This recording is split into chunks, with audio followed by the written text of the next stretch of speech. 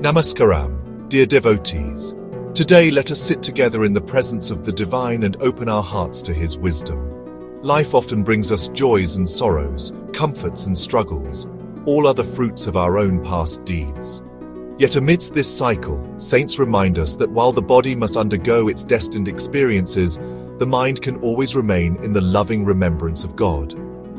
Let us reflect on this truth and learn how to live with surrender and devotion. Devote mind to God and leave body to Prarabdha. Nobody really can evade the results of past actions, that is Prarabdha, but Prarabdha affects only the body, not the mind. The body experiences pleasure and pain according to Prarabdha. Nobody wants pain, but it has to come, if deserved. Man does not complain about pleasant things, but about painful events, he says. I worshipped God with so much devotion. I follow such and such a saint. Why then should I have to suffer such pain? But he does not realize that it is the result of his own past deeds. What can God or a saint do about it? Suppose we are in need of money, and a man or our acquaintance or a very close relative is the manager of a bank. If we happen not to have sufficient bank balance, then he is helpless. At the most, he may help us with some money of his own. Similarly, according to our Prarabdha, if there is no happiness for us, how can we get it? At the most, a saint may, if necessary, reduce our burden of sorrow by taking on some of our suffering to himself.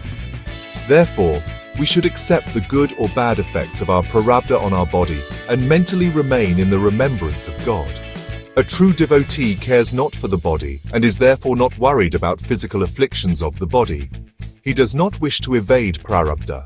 Just as the limbs of different persons have differences, the good and bad attributes also appear in different proportions according to the deeds of the past births. Of course, one cannot relate each effect with a specific deed, and we call the entire collection of past deeds as Prarabdha. Happenings in the world as well as in the individual's life take place according to the respective Prarabdha.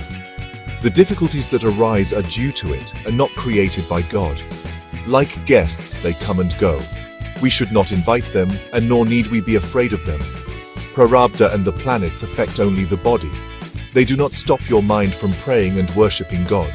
Prarabdha does not affect one who remains obedient to a saint or Sadguru. Practice continuous remembrance of God, and you will surmount your Prarabdha. Dear devotees, the life of Mūrgga Nayanar beautifully mirrors this teaching. Mūrgga Nayanar was a devout Shiva from Thiruvakadu. He was a merchant by profession, but his heart belonged entirely to Lord Shiva. Whatever profit he earned, he dedicated it to serving devotees, feeding them, clothing them, and ensuring their needs were met. Once, his business suffered heavy losses. His family was plunged into hardship, and his body went through hunger and poverty. Yet, Nayanar never allowed his mind to waver from Shiva's remembrance. He would say, the body suffers because of Prarabdha, but my heart must remain steadfast in the Lord. Even when he had little for himself, he joyfully shared what he had with Shiva's devotees, believing that his service was more important than his bodily comfort. In time, Lord Shiva revealed his grace, blessing Mūrgga Nayanar with liberation. His life shows us that while Prarabdha makes the body face joy or sorrow, the mind is always free to dwell in the divine.